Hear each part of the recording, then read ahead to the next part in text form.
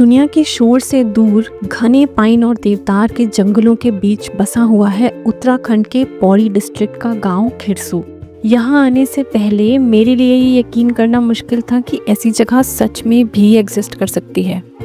बर्फ से ढके हुए हिमालय की 300 से भी ज़्यादा पीक्स का पेनोरमिक नज़ारा, charming picturesque nature trails that feel like comfort food, ऐसे पक्षी जो आप शायद अपने जीवन में पहली बार देखें, और सनराइज ऐसे कि यकीन करना मुश्किल हो। ये सब यहाँ की सच्चाई है। ये गांव एक जीता जागता पोस्ट कार्ड है। ऑफबीट हिल स्टेशंस गूगल करके भी यहाँ का नाम शायद ना ढूंढ पाओ। Untouched by commercialisation, nature and life exist here in its most raw form. यहाँ पर स्लो लाइफ का कॉन्सेप्ट किसी को बताना या सिखाना नहीं पड़ता। यहाँ पर this is the only way of life, slow, quiet and peaceful. यहाँ पहुँचने के लिए दिल्ली से आपको लगेंगे लगभग 8 घंटे।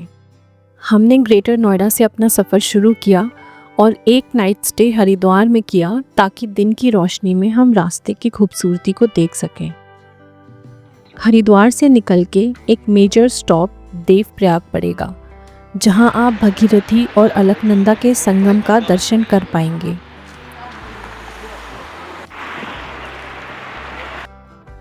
देवप्रयाग के बाद पड़ता है श्रीनगर, जहां से खिरसू के लिए रास्ता निकलता है। खूबसूरत पाइन से सजी हुई सड़क पर ड्राइव करते हुए आप पहुंच जाते हैं खिरसू।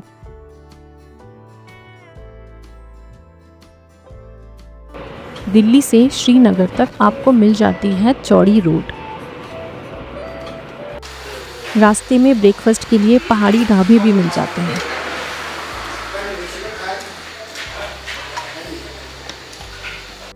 और साथ ही मिलते हैं कुछ बहुत ही खूबसूरत हिमालय के व्यूज।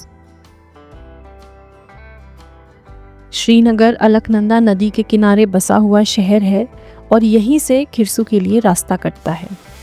जैसे ही आप खिरसू के लिए रास्ता लेंगे, रोड सिंगल और पतला हो जाता है। थोड़ा केयरफुली ड्राइव करना ज़रूरी है, मगर इस रास्ते पर आपको कोई ख़ास ट्रैफिक नहीं मिलेगा, तो ऐसी कोई ख़ास दिक्कत वाली बात भी नहीं है। Please choose to travel in the day, not only for beautiful views but also for safety reasons. पहाड़ों को एक्सपीरियंस करने का आधा मज़ा ही उसके रास्तों में है। ये रास्ते कभी आपको झूमते पाइन और देवदार के पेड़ दिखाएंगे, कभी पहाड़ों के बीच से झांकती हुई सुनहरी धूप, किसी मोड़ पर बर्फ से ढकी हुई सफ़ेद चोटियाँ, तो कभी धड़कनें बढ़ा देने वाली गहरी खाइयाँ। और ये मिस्ट जो कितनी ही किताबों की कहानियों में अपनी जगह बना चुकी है। ये रास्ता शायद आपको कुछ ऐसा दिखा दे जो हमेशा के लिए आपकी कोर मेमोरी का हिस्सा बन जाए।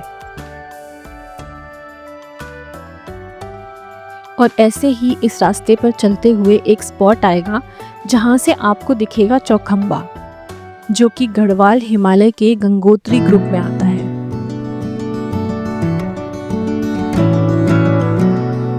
इसका नाम चौखंबा इसलिए है क्योंकि इसमें 4 समिट्स हैं, जिनकी हाइट लगभग 7000 मीटर्स है। ये भगीरथी और अलकनंदा के वाटरशेड्स को भी डिवाइड करता है, जिनका संगम हमने देवप्रयाग में गंगा के रूप में देखा था।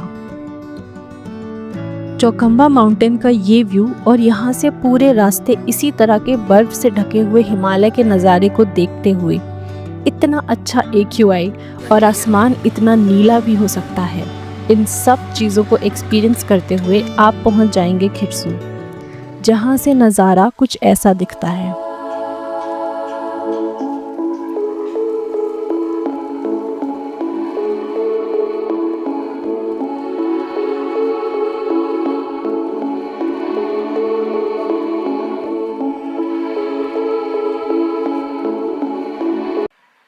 ये जगह आपके लिए नहीं है अगर आप ट्रैवल करने से पहले एक आइटिनरी बनाते हैं या सब कुछ प्लान्ड पसंद करते हैं और कुछ करने को ना हो तो आप बोर हो जाते हैं, क्योंकि यहाँ पर ना तो कोई कैफ़ेज़ हैं, ना ही करने के लिए कोई एक्टिविटीज़।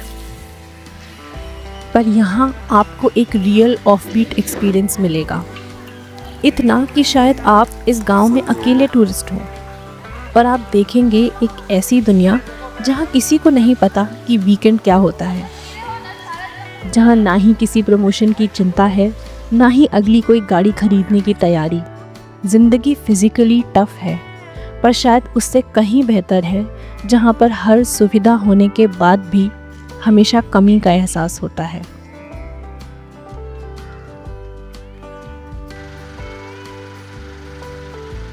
यहाँ जो कुछ भी है बस वही काफ़ी है।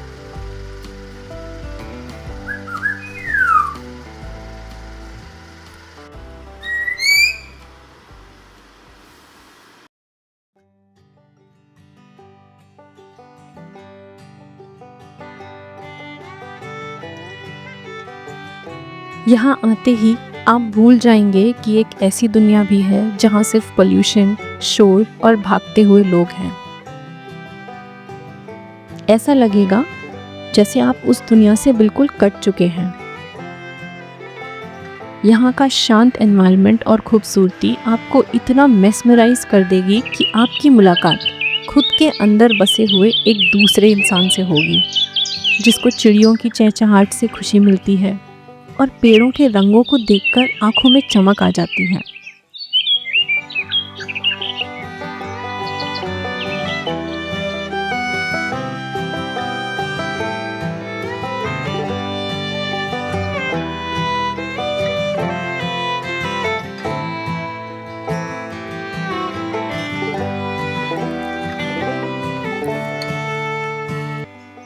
यहाँ की सड़कों पर पैदल चलना आपको कविता जैसा लगेगा। इतने पेड़ों की प्रॉक्सिमिटी में उनके सच में जिंदा होने का साफ साफ एहसास होगा।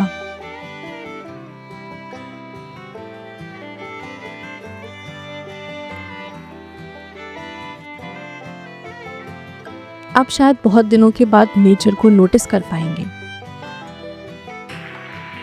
जानवर कैसे दिखते हैं, इन सब पर आप ध्यान दे पाएंगे। आप में से कुछ लोग तो न जाने कितने दिनों के बाद ये सब देख पाएंगे। किसी बेंच पर बैठकर आप किसी नज़ारे को घंटों तक निहार पाएंगे।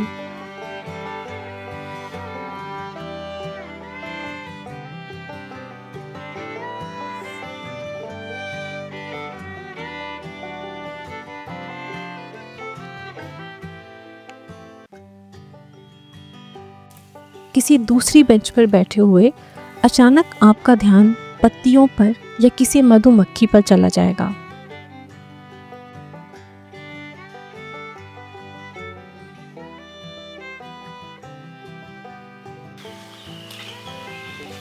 या फिर दूर से चिड़ियों की आवाज़ आपका ध्यान खींच ले और आप उनको देखने के लिए चले जाएं। जो चीज़ आप नहीं देखेंगे वो होगी आपकी फ़ोन की स्क्रीन।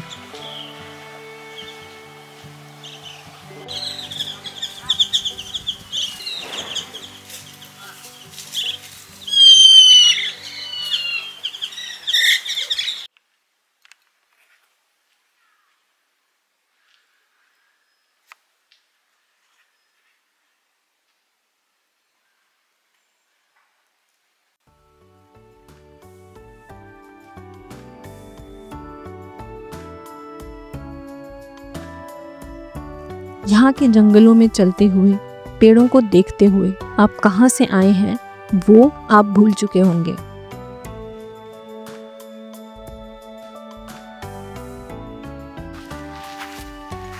दिसंबर के महीने में हल्की हल्की फ्रॉस्टिंग सड़कों पर गिरी हुई दिख जाएगी और कुछ ऐसे अनोखे से आर्ट फॉर्म्स बनाती दिखेगी।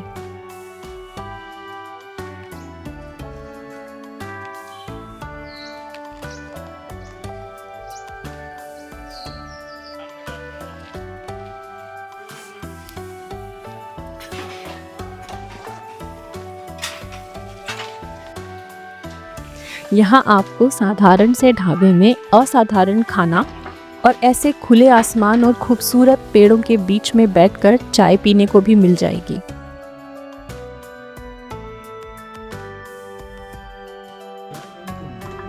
और मुझे ये देखकर भी बहुत अच्छा लगा कि अब भी कहीं कहीं बचपन एक स्क्रीन से चिपका हुआ नहीं बीत रहा।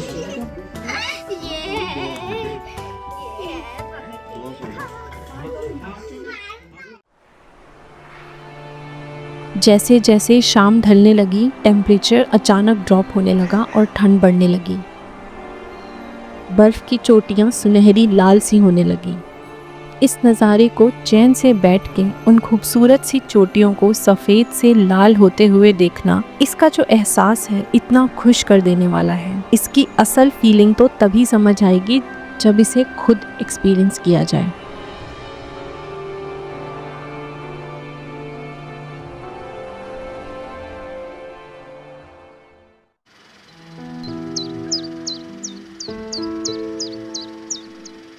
सच कहूँ तो इतनी ठंड में कहीं भी उठ के जाने का मेरा बिल्कुल भी मन नहीं था, पर नींद खुल ही चुकी थी तो किसी तरह हिम्मत करके बाहर निकल ही गए।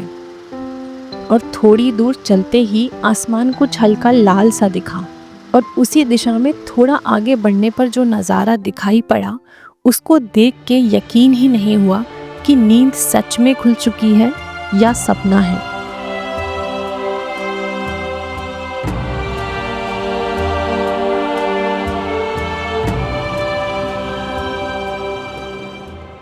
और फिर एकदम से बस ये ख्याल आया कि कभी कभी मन को मार के की गई कोशिश से कितना अच्छा कुछ हो जाता है। This was not just a view of the sunrise, but a moment carved in my memory forever. And nature's way of teaching me that you may encounter something so beautiful that is beyond your imagination if you gathered the courage and made the journey.